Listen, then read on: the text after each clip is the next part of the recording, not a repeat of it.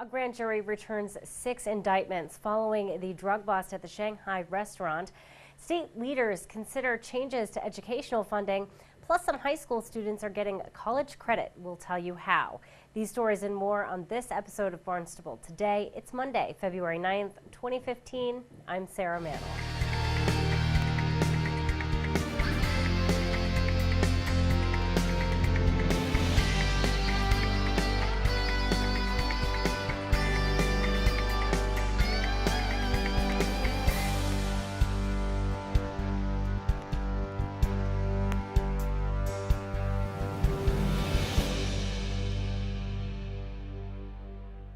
A grand jury indicted 6 individuals last week following December's raid at the Shanghai restaurant in Hyannis.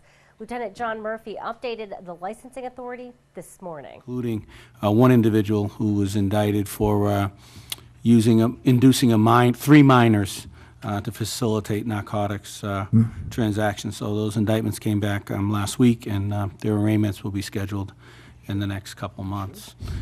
They were indicted for serious narcotics violations. Most of them carry mandatory state prison sentences, so I'll keep the board apprised as we move along. Also, in the past couple days, the Barnstable Police Narcotics Unit executed a search warrant on a room at the International Inn, and were able to recover 56 grams of heroin. The important thing to point out to the board was it was an ongoing investigation assisted by the management at the hotel, who were very cooperative with law enforcement, and I don't think it would have been as successful without their help. So. Lieutenant Murphy says so far drug activity has not moved to another establishment. The narcotics distribution in the east end of Hyannis has been displaced a little bit, so I think people are a little bit scrambling, trying to find out where they should.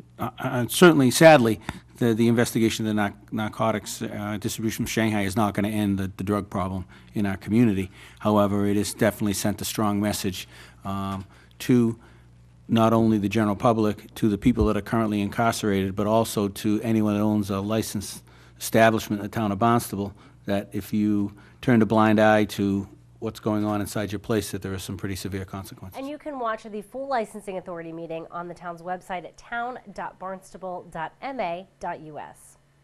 A state committee wants public input while it considers possible changes to the way the state calculates a foundation budget for education. Superintendent of Schools Dr. Mary Schakowsky attended a public hearing held Saturday in Yarmouth. You know, it was a very good turnout, I think, from a representative of school districts, but I felt Barnstable really, in the way we had presented ourselves, Mark presented first, and then myself, and then Tom. And it really showed a unified team, I felt, going forward. I think with Senator Chang Diaz and Representative Peisch and the commission, I think they had some thoughtful questions about our consolidation practices, which I think has helped to mitigate some of the costs, and I think they were interested in learning more about that. And also our ELL program and what we're doing as some of our best practices. So it was an opportunity for us really to voice to the commission that we are what we call a high-effort community, where we do spend money on education and above what is required of net school spending. And so, to take the distribution formula and change that and distribute it amongst other schools, those high-effort communities will end up, I think, losing. And so our communication really was to emphasize that point and say, don't hurt those that are spending money on education versus putting money back into the formula, which, once again, I think it would have to be a decision of the legislators of how they would do that. And the committee expects to have its report and recommendations completed by this spring.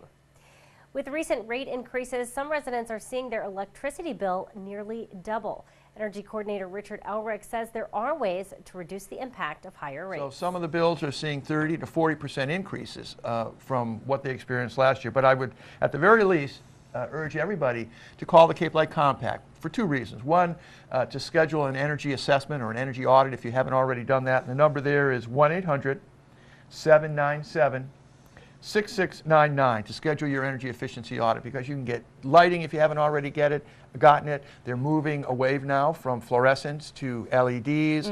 So there are lots of free opportunities that residents and businesses can search out through the Cape Light Compact. The other number I want to give you is, if you have any questions, if any of your viewers have questions with respect to the cost of electricity, what their options are, because there are a multitude, too many, I might even add, suppliers of electricity, that makes it very confusing for ratepayers to decide what's the best way to go. But if they begin by calling the Cape Light Compact at 1-800-381-9122, 1-800-381-9122, they can talk to someone at the Cape Light Compact about the power generation side, cost of electricity, and those kinds of questions. And at least they'll have some more information. But you want to start with a Cape Light Compact energy assessment and audit and energy efficiency upgrades. As many as you can do. And you can learn more about the Cape Light Compact and its energy audit by visiting capelightcompact.org. Cape Cod Community College is partnering with one local school district to offer high school students a chance to get college credit.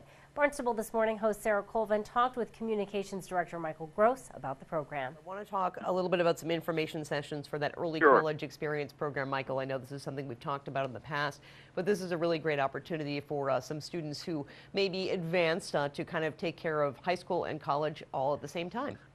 It really is. This is a partnership with Bourne School Systems. The superintendent in Bourne is really looking very progressively at how to serve his students, and in fact, how to offer this to anybody in the region through the school choice option. And this is a program in which a high school student actually takes college courses that count as high school credits and college credits all at the same time. If that student begins this program in their junior year, in junior and senior year, by going through the regular high school year, if you will, and also taking a course or two during the summer, that student, when they march across the dais in high school at graduation, not only will be given a high school diploma, but they'll be given an associate's degree. They will already have advanced 2 years ahead of many of the students who simply graduate from high school. Now, this is an unusual program. It's not for everyone. It is rigorous, but at the same time, there are many students taking many advanced placement courses, honors program courses, things like that in high school. And what's happened with Bourne? Bourne has said, okay, we're really making the commitment to do this. We're going to get our guidance department matched up with our advisors on our campus, putting the program together, and in fact, we have students in this early college program now. Tuesday, tomorrow, early in the morning at Bourne, primarily for Bourne students and parents, family, at 7:30, they're going to have an early college information session right there at Bourne High School. And if you happen to be someone up in that area that would be interested possibly in having a student attend Bourne, that would be a good session to come to. That same day, tomorrow at 6:30, we're having an open house, open session on this early college program on our campus. Anyone in the area, you do not have to be a Bourne High School student or parent right now to come to the session, because what Bourne is encouraging people to do is that under Massachusetts law, you do have the ability to go to any local school. You may have to provide transportation, etc., but the option is there, and frankly, we know some students are using it now who are not in the Bourne school system but have transferred in. To learn more about the program, you can attend an informational session tomorrow night at 7:30 at Bourne High School. Tonight, the Community Preservation Committee meets at 5:30 in the Town Hall hearing room.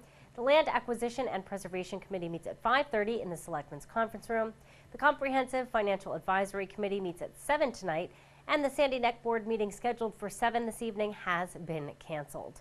Well, be sure to tune in to our hour-long news program, Barnstable This Morning, weekdays at 7 a.m. On tomorrow's show, we will chat with Police Chief Paul McDonald. We'll talk with Director of Public Works Dan Santos. Plus, we'll have all the news and information you need. For Barnstable Today, I'm Sarah Mannel.